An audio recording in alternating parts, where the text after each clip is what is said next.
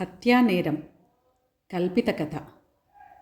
విసుగు చెందని విక్రమార్కుడు చెట్టు వద్దకు తిరిగి వెళ్ళి చెట్టుపై నుంచి శవాన్ని దించి భుజాన వేసుకొని ఎప్పటిలాగే మౌనంగా శ్మశానం కేసి నడవసాగాడు. అప్పుడు శవంలోని బేతాళుడు, రాజా, మామూలు మనుషులు అర్థం చేసుకోలేని మంత్రశక్తులలో చిక్కుకొని మదనపడుతూ ఉన్నావు. నిన్ను చూస్తే నాకు సహమిత్రుడనేవాడి వృత్తాంతం జ్ఞాపకం వస్తున్నది. మంత్రశక్తులకు చిక్కిన వాడి గతి ఏమయ్యేది నీకు తెలియగలందులకు ఆ సహమిత్రుడి కథ చెబుతాను విను అంటూ ఈ విధంగా చెప్పసాగాడు. సహమిత్రుడు సింధు తీరవాసి. అతను యువకుడై ఉండగా వింధ్యారణ్య ప్రాంతానికి రావటం జరిగింది. అక్కడ కరికుబ్జం అనే చోటికి సమీపాన ఉన్న వన ప్రాంతానికి అతను ఒకనాడు విహారార్థం వెళ్ళాడు. ఆ చుట్టుపక్కల పులుల భయం జాస్తి అని, కొన్ని ప్రదేశాలు శాపగ్రస్తమైనవి అని అతను విన్నాడు. ఆ ప్రాంతాల నివసించే వారెవ్వరూ గ్రామాలు విడిచి షికార్లకు వెళ్ళరు. ఒక గ్రామం నుంచి మరొక గ్రామానికి వెళ్ళటానికి కాలిబాటలు దాటి వన ప్రాంతాలకు పోరు. సహమిత్రుడు తాను విన్న మాటలేవీ నమ్మలేదు. అతను ధైర్యంగా వన ప్రాంతం ప్రవేశించాడు. అది శరత్కాలం కావటం చేత చెట్లన్నీ చక్కని గుబుళ్లతో అందంగా ఉన్నాయి. నేల మీద పచ్చిక తివాసి పరచినట్టున్నది. పొదలన్నీ పుష్పించి మంచి మంచి వాసనలు వెదజల్లుతున్నాయి. ఆ ప్రదేశం అతనికి ఎంతో మనోహరంగా కనబడింది. అతను కొన్ని చోట్ల మధ్య ఉన్న పచ్చిక పైన నడుము వాల్చి ఆకాశాన దూది పింజలలాగా తేలిపోయే మబ్బులను చూసి ఆనందిస్తూ చల్లగాలికి నిద్రపోయాడు. అతను ఎవరో కొట్టినట్టుగా నిద్రలేచి కాలం అపరాహ్నం దాటిందని, తన కడుపులో ఆకలి దహించుకుపోతున్నదని తెలుసుకున్నాడు. అతను అప్రయత్నంగా పొట్ట నిమురుకునేసరికి చేతికి బిరుసుగా బొచ్చు తగిలినట్టయింది. చేతులెత్తి చూసుకుంటే చేతులకు బదులు పులి పంజాలు కానవచ్చాయి. చేతి మీద పసుపు రంగు రోమాలు, వాటి మీద అందమైన నల్లని చారలు ఉన్నాయి. తాను పులిగా మారిపోయినట్టు సహమిత్రుడు తెలుసుకున్నాడు. దూరాన ఉన్న నీటి మడుగు దగ్గరికి వెళ్ళి అందులోకి తొంగి చూచాక తన మార్పు నిజమేనని, అందులో భ్రమ ఏమీ లేదని అతనికి రూఢీగా తెలిసిపోయింది. ఈ మార్పు గురించి మొట్టమొదట సహమిత్రుడికి అంతగా విచారమేమీ కలగలేదు. పైపెచ్చు అదొక విచిత్రమైన అనుభవం అనిపించింది. ఒళ్ళు విరుచుకుంటే తన అవయవాలలో అంతులేని బలం ఉన్నట్టు తోచింది. అతను ఉత్సాహంగా అటూ ఇటూ పరిగెత్తాడు. లాఘవంగా ఎగిరి రాళ్ళగుట్టల మీదికెక్కాడు. అంతకంటే లాఘవంగా వాడి మీద నుంచి కిందికి దూకాడు. అంతా బాగానే ఉన్నది. కానీ సహమిత్రుడికి ఆకలి క్షణక్షణానికి ఎక్కువవుతున్నది. ఏ జంతువునన్నా చంపి తిందామన్నా కనుచూపు మేరలో వేటాడదగిన జంతువేమీ కనిపించలేదు. కరికుబ్జ గ్రామం సమీపంలో ఏదైనా ఆహారం దొరకవచ్చుననుకుని అతను గ్రామాన్ని చేరబోయి ఊరి వెలుపల ఒక కంచెమాటున పొంచి కూర్చున్నాడు. కొద్దిసేపటికి కాలిబాట వెంబడి ఒక స్త్రీ పోవటం అతని కళ్ళబడింది. వింధ్యా ప్రాంతపు స్త్రీలు చాలా అందగత్తెలని విన్నాడు. కానీ అతను అంతదాకా ఏ స్త్రీని దగ్గరగా చూడలేదు. ఈ మనిషిని సమీపంగా చూద్దామని అతను కంచె ఇవతలి నుంచి కాలిబాటకేసి రాసాగాడు. అంతలోనే ఆ స్త్రీ అతన్ని చూసి, అమ్మో పెద్ద పులి అని అరుస్తూ గ్రామంలోకి పారిపోయింది. ఈ రూపంలో ఉండగా మానవులెవ్వరూ తనకు కనుచూపు మేరలోకి రారని అతనికి మొట్టమొదటిసారిగా తెలిసి వచ్చింది. అందుకని విచారించడానికి కూడా అతనికి అవకాశం లేకుండా ఆకలి మంట రెచ్చిపోతున్నది. చీకటి పడినదాకా ఆగి తినటానికి ఏమీ దొరకక అతను గ్రామం ప్రవేశించాడు. గ్రామంలో ఇళ్ళన్నీ భద్రంగా మూసి ఉన్నాయి. ఎక్కడా ఒక్క దూడ కూడా కనిపించలేదు. గ్రామం దగ్గర పులి ఉన్నదని గ్రామస్తులు జాగ్రత్త పడ్డారు.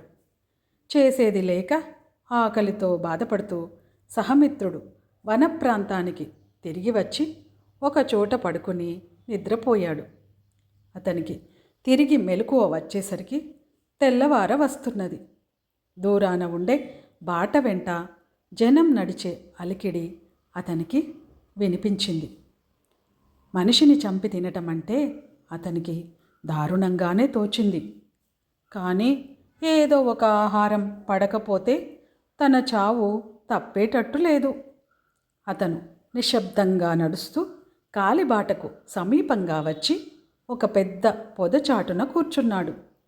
కొద్దిసేపటికి మనుషులు వస్తున్న సవ్వడి వినిపించింది. 3 మనుషులు కరికుబ్జం కేసి పోతున్నారు. వారిలో ఒకడు లావుగా మిసమిసలాడుతూ ఉన్నాడు. అతనెవరో ఉద్యోగిలాగున్నాడు. మిగిలిన 2 అతనితో అతి వినయంగా మాట్లాడుతున్నారు. సరైన క్షణం కనిపెట్టి సహమిత్రుడు సూటిగా ఆ లావుపాటి వాడిపైకి దూకి అతన్ని నోట కరుచుకొని కొండలకేసి ఈడ్చుకుపోయాడు. మిగిలిన 2 కాలి సత్తువ కొద్దీ పారిపోయారు. ఎలాగైతేనేం సహమిత్రుడికి ఆకలి బాధ తీరింది. కానీ తన అవతారం మీద అసహ్యం కలిగింది. మనిషిని చంపి తిన్నందుకు అతను పశ్చాత్తాపపడలేదు. కానీ అలా జీవించటం రోత అనిపించింది. తాను పెద్ద పులి రూపం పొంది ఇంకా పూర్తిగా ఒక్కరోజు కాలేదు. ఈ కాస్త కాలంలోనే అతనికి పెద్ద పులి జీవితంలో ఆనందం లేదని తోచింది. తిరిగి మనిషి కావటం ఎట్లాగన్న సమస్య అతన్ని వేధించసాగింది.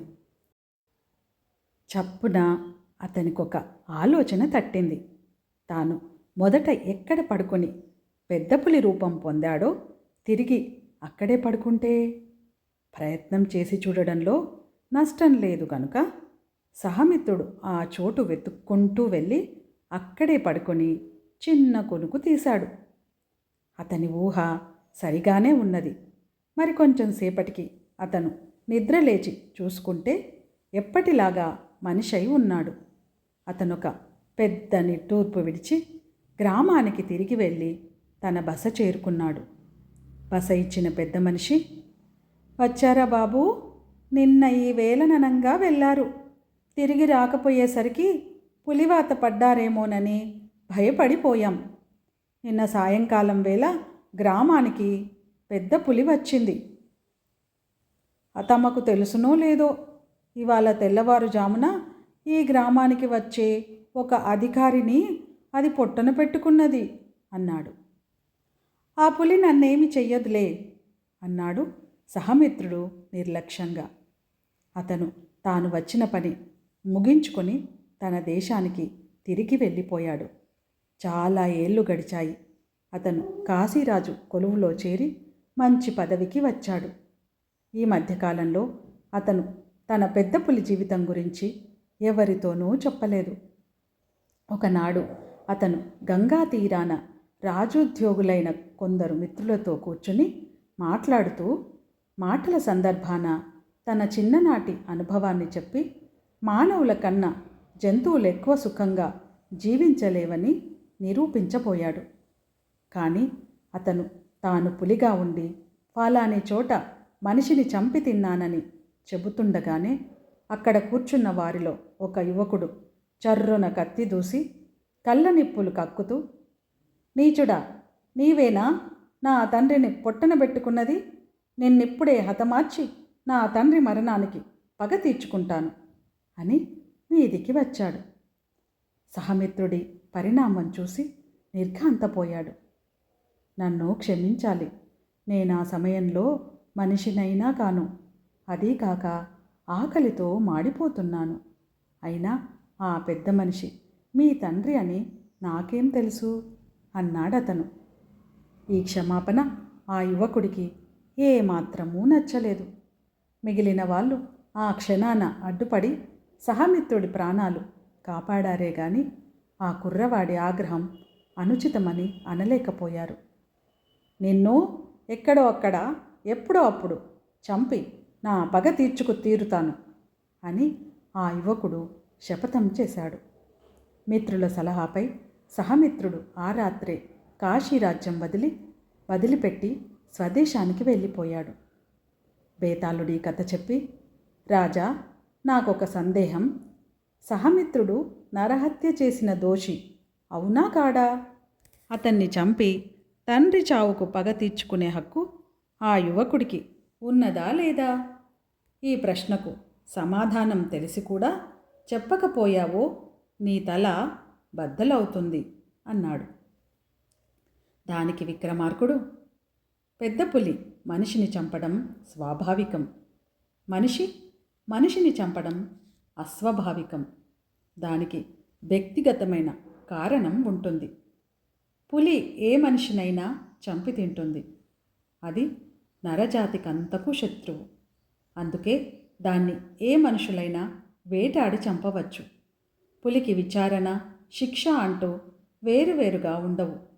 మనిషిని చంపే మనిషికి విచారణ, శిక్ష వేరువేరుగా ఉంటాయి.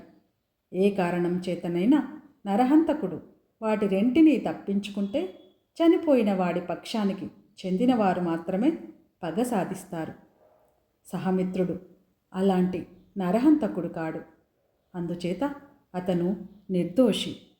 తన తండ్రి చావుకు పగ తీర్చుకుంటానని యువకుడు అనడంలో అర్థం లేదు అన్నాడు. ఈ విధంగా రాజుకు మౌనభంగం కలగగానే బేతాళుడు శవంతో సహా మాయమై మళ్ళీ చెట్టెక్కాడు.